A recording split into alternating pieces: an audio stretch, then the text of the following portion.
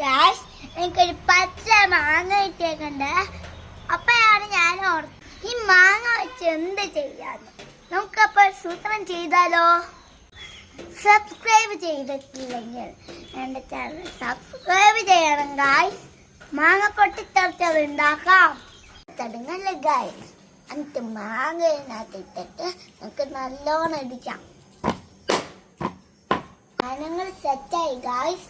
ഞാൻ മെയിൻ ധനങ്ങൾ നമുക്ക് മുളക് പൊടി ഇടാം. അടുത്തത് ഉപ്പ്.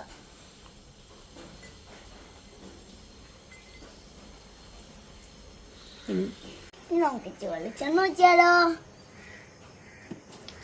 ഇതിന് ശരിക്കും ഇടിച്ചു വെക്കാം. സാധനം സെറ്റായി ഗായ്സ്. ഇനി നമുക്ക് കഴിച്ചു നോക്കാം. തിന്നോക്കാം ഗായ്സ്.